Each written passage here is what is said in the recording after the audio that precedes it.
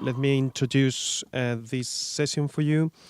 First of all, we are going to have Akinobu Kuroda, who is a professor of the Institute for Advanced Studies of Asia, University of Tokyo. And he will talk about the age of foreign silver dollar. We'll have about 20 minutes for the presentation and then 5 to 10 minutes for comments or questions. So perhaps the topic I'm going to present is a backstage of this entire program, because I suppose this program itself shed the light of the why the major nation or industrialized nation are going to adopt gold standard, or in other words, giving up the silver, make silver just a subsidiary coinage. But what I'm going to present today is even the process, the latter half of 19th century, still for the majority of human, the silver still played a very important role, especially not just silver, particularly silver coinage for foreign origin had strong function in late 19th century. Some case, even early 20th century, still dominating a part of the markets. And but anyway, I have to begin with the contrast, why silver is important. And we can know why the importance of silver only comparing with another metallic coinage, including gold and copper. It's quite, thank you. It's quite apparent. Gold, like the Venetian ducat, the zecca, the gold coin tend to keep a standard, like a zecca or Venetian ducat, to keep the same weight and same quality longer than 400 years. But it means it's easy to keep the quality, but it always accompany subsidiary coins or otherwise paper money in tandem in circulation.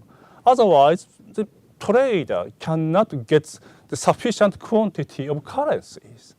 Meanwhile, in the case of copper, it is reasonable for ordinary people to keep their transaction for their daily usage, because their denomination value is very small enough to cover the daily transaction. But it also means they are always very bulky according to value. So it takes far more transportation cost. And the problem is, it's quite difficult to assemble on demand, comparing with the variable precious metal in the case of gold. So human has two choices: something portable and the high propensity to assemble, but difficult to circulate among people like gold. Another option is like the copper is sufficiently cover the daily transaction, but difficulty to assemble. Also, silver can cover both functions. So that is why, I'm sorry, so before that, and so these 20 years in economic history developed this problem, the denomination problem, and under Reddish and Sergeant Bell, according to the case of early modern Europe, they focus on this problem. In short, small denomination silver currency played a very important role in modern Western Europe, because small denomination silver can do what big denomination silver currency cannot do, and vice versa. So, in short, the imperfect substitution between denomination. That was argued these 20 years, but their concern just a metallic currency and the case of Western Europe. And my colleagues, as I the advanced studies, the denomination problem or imperfect substitution between big denomination and small denomination exists beyond genre of metallic currency, even paper money has problem. The imperfect substitution between big denomination currency and small denomination currency. And we argue this imperfect substitution between denomination, it's responded or accompanied with spatial issue like interregional circulation for big the value currency, while small denomination currency for relatively local usage. And it also accompanied with the temporal bias, because smaller denomination currencies is useful to the supply what the peasants needs. The peasant monetary demand always strong seasonality. That is what we argued with the concept of complementary relationship between money. So, but today we have to focus on the silver, and this is actually quite rough estimate made in preparation for an international conference in Brussels and Paris around 1880, exactly going to discuss what European nation should keep the bimetallism or keep silver as standard or abandon silver and adopt just a single gold standard. So they collect some information. This is their estimate, the world gold and silver production. But actually, world does not mean the real world. It's what European can estimate. But anyway, it's quite useful. This suggests until 18th century, if we multiply exchange rate, we can understand gold just a half value of silver at best. And the first half of 19th century, it becomes the nearer to silver, and finally, after the mid-19th century, for the first time, the total value of gold produced, the overweight the silver. So until the first half of 19th century, silver kept dominance. But dominance means accompany this aspect. This is a report by the English Indian company's residents in Bengal in late 18th century. Before they are unifying their taxation system, they need to know what currency actually in circulation. They collected information from across the region. And the report revealed region by region, Pargana by Pargana. It's also always called the silver rupee, but kind of silver rupee different the region by region. And even within a region, a rupee used for rice, another rupee used for ghee or oil, another rupee for clothes, and according to demand and supply. Even just same silver rupee, exchange ratio fluctuated. So strong locality exists even between same silver currency. So, but this is the locality of silver. But another aspect is, this is also the same result of the same conference in 1880. They also collected price data, and this is the most completed one from Copenhagen.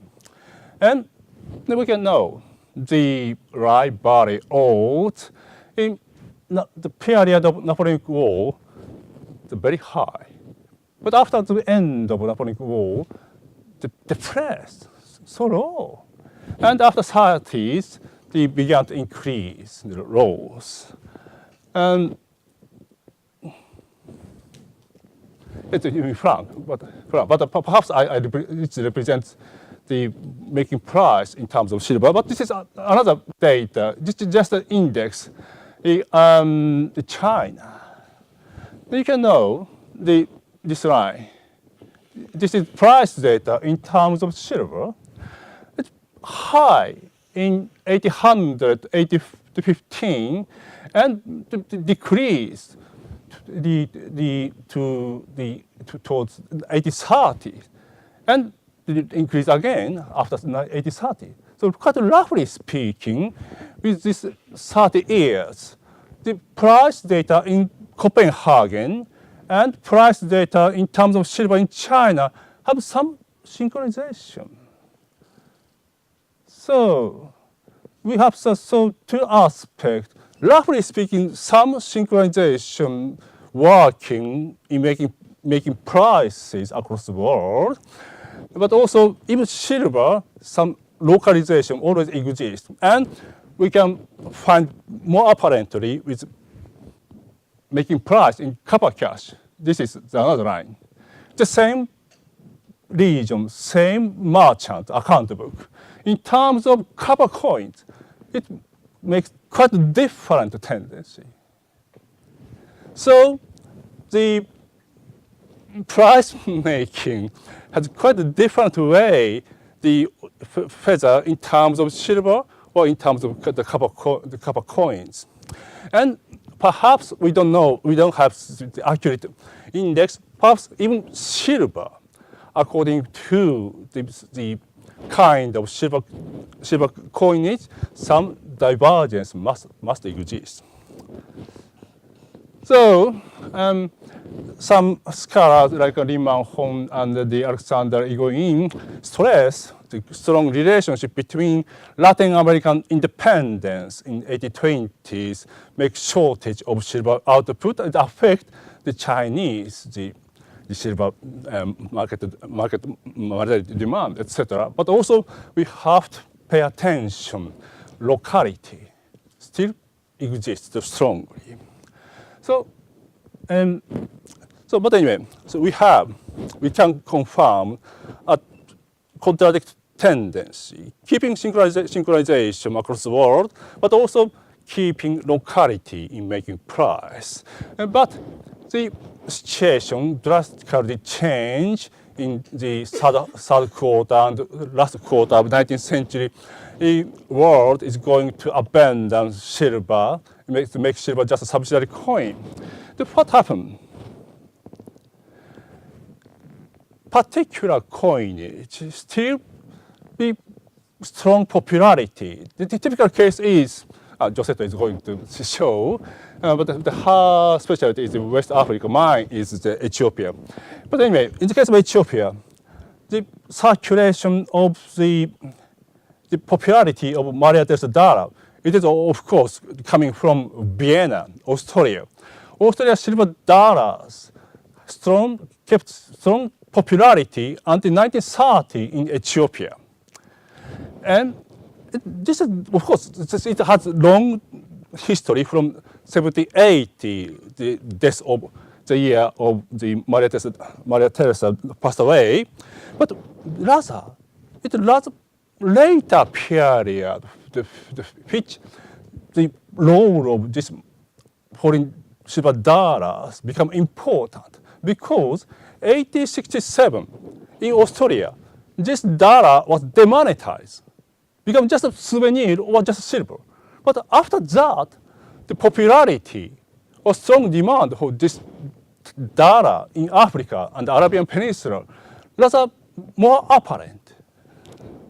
And this is the same. Mexican dollar. Of course, the silver coinage from Latin America always the strong influence in East Asia from 18th century or 17th century. But this particular Mexican dollar, this is the feature of the eagle. That is why they call it yin. Its popularity rather increased after 1860s. So it's quite similar.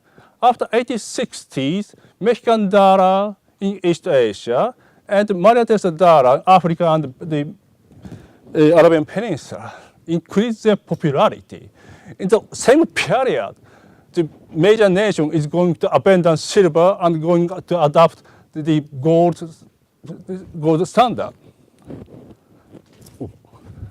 So this is the rough map. Until the mid-19th century, large area in Africa has strong the preference with Maria Teresa dollars.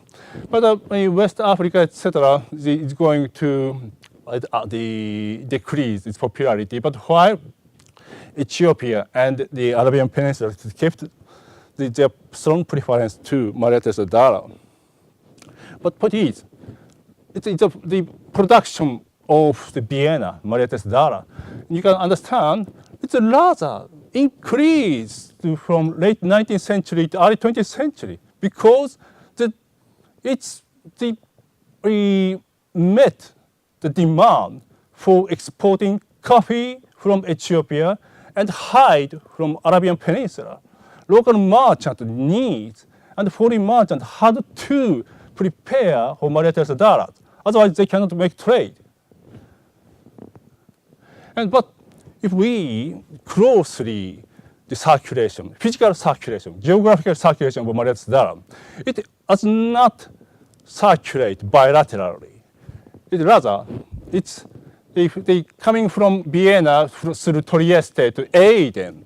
But Aden too go to Gaul, where the large part of the Ethiopian coffee was produced, and then they make northbound exchange for cloth, British cloth, and go to Port Sudan. There, no strong preference for Maria Teresa dollar. That is why naturally Maria Teresa dollar returned to Aden, where exchange ratio of Maria Teresa dollar is high. So this unidirectional stream. It's also another unidirectional stream through grain trade and taxation.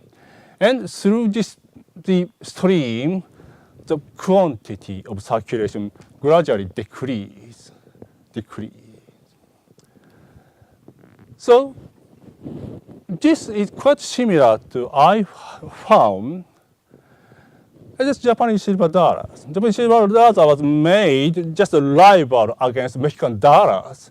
But after the adaptation of Japanese gold standard, they are demonetized. But after demonetized,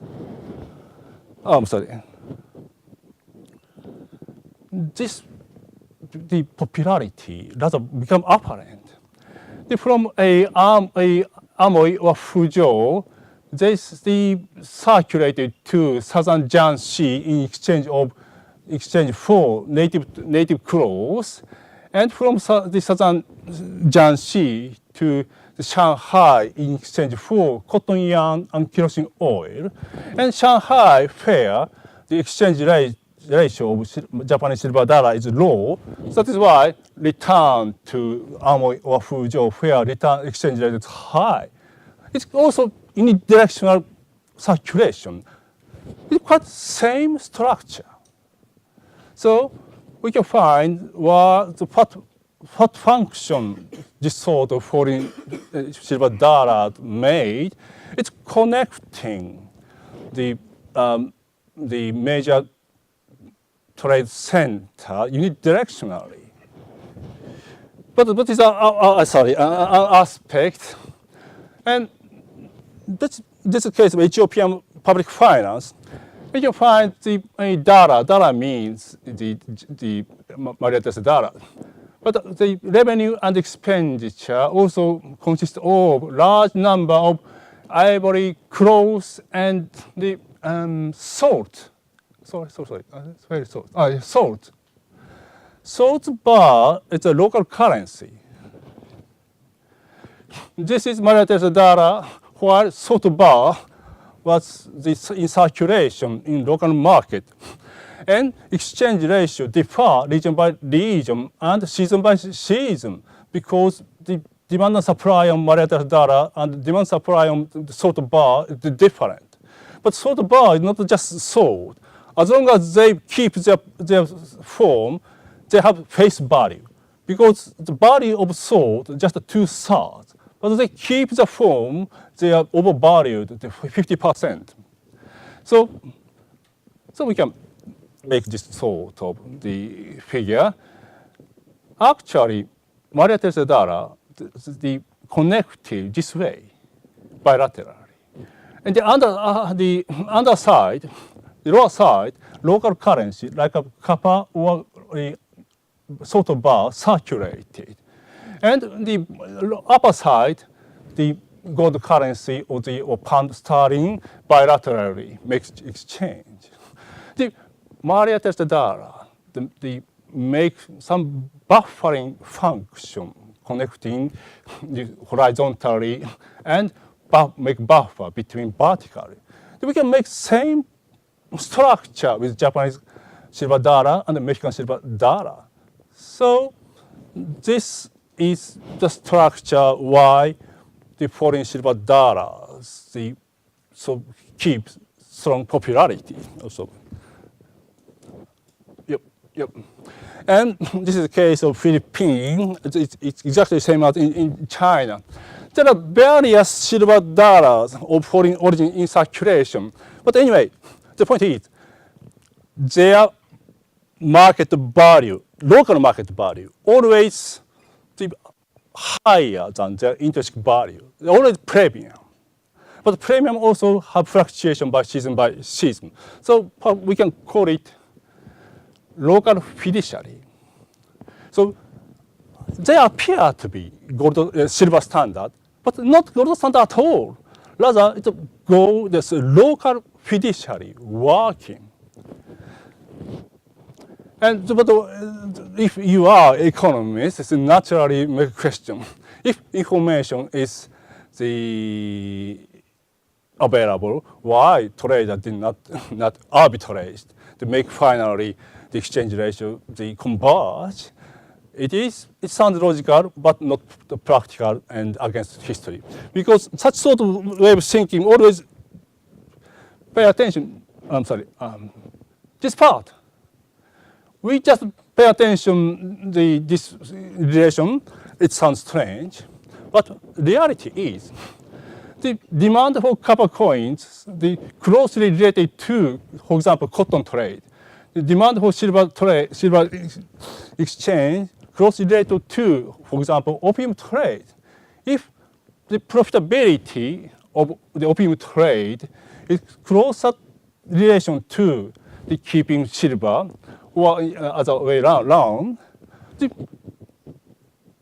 relationship this one and the relationship with this one may more stronger than this relationship. So if we talk about arbitrage, we should construct the entire exchange. So I always take the analogy from liquid dynamics. Even the velocity is same, some friction makes velocity diversified and kept. That is what I call the local fiduciary and local demand. So I'm going to conclude. So for the majority of human in late 19th century, what happened to behind the silver's demonetization or the adopting gold standard is actually not just a change of standard from bimetallism to single metallism, but rather it's the disappearance of another possibility to keeping multiplicity of the currency to flexibly respond to local monetary demand. So my suggestion always is the same.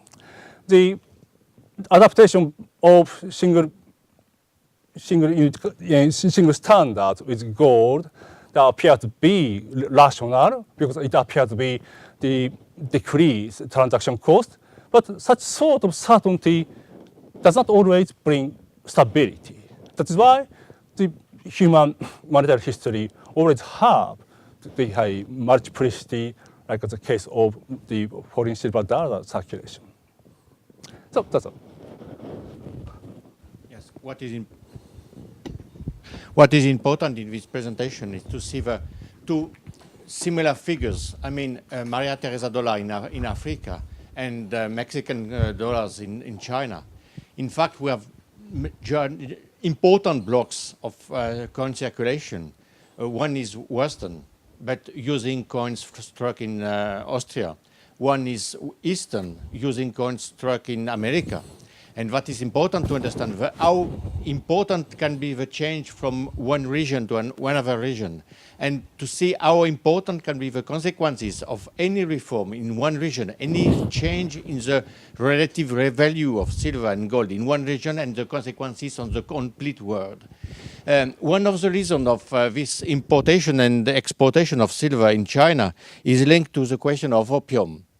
Is it possible to have any kind of document concerning, at the same moment, India and China using Mexican dollar to pay for opium? It's obviously opium was the most important commodity, but we have to make some difference between first half of 19th century and the latter half of 19th century. As far as first half of 19th century is concerned, opium is very important, and no doubt the circulation or market of opium closely related to silver. But as far as latter half of 19th century is concerned, the opium became less important. Partly, China itself began to produce opium, and the volume of trade other than the opium become larger. And as far as the circulation of opium in China is concerned, actually silver was important because all transaction was made in terms of silver. But I'm not certain if we pay attention to the producer side, India, it has so close relation to particular demand for silver in transaction of opium. Is it okay? Is sufficient? So thank you. Any other question, please? Yes.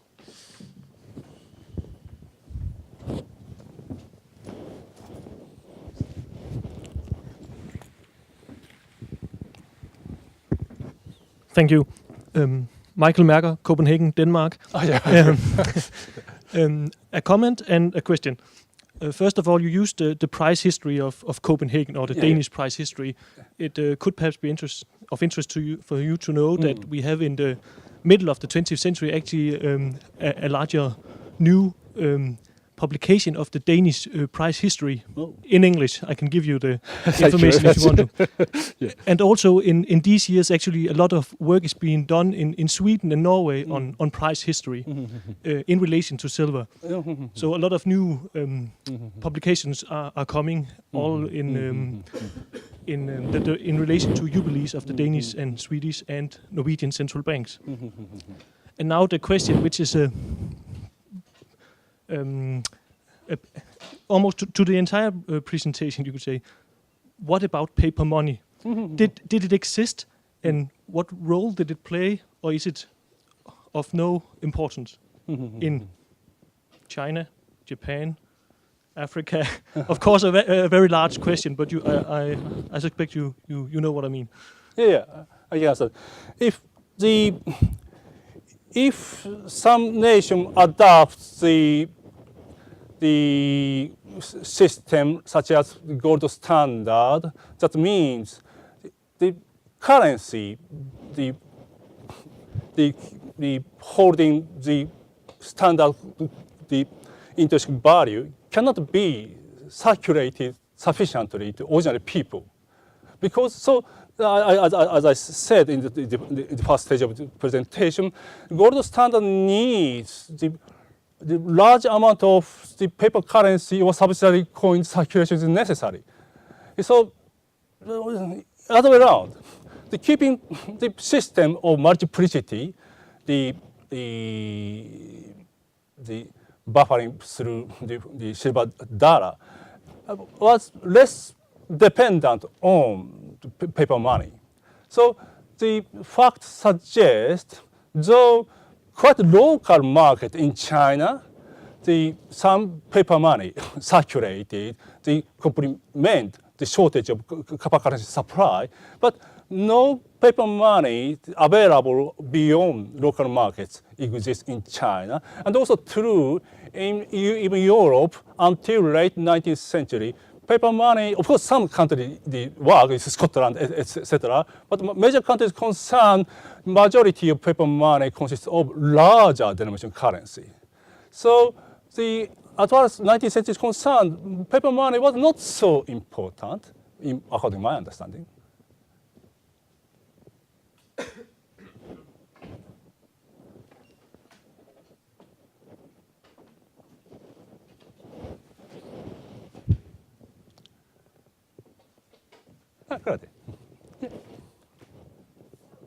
You mentioned there were some coins that had different silver contents, Yep. and they all circulated for the same nominal value. In the case of Philippines, yeah. In the case of Philippines, were the ones with a lower silver content older than the ones with a higher silver content?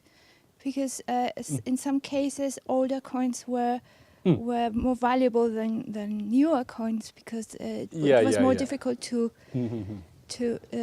fake them eventually. Yeah. So that was like a sign of legitimacy, the fact that they were old, and maybe that added to the value, to the intrinsic value of the coin in a way. Was that the case or not? Yeah, I understand what you asked. It's a case of the Philippines, which camera cited, well, just an example. So there are very variety.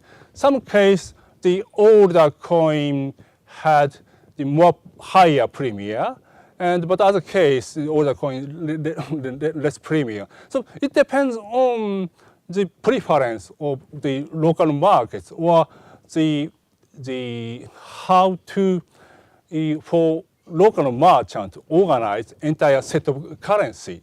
So the preference differ by local commercial custom. So it has no general tendency, such as the older coinage has less premium, or like that. Simply depends on local custom.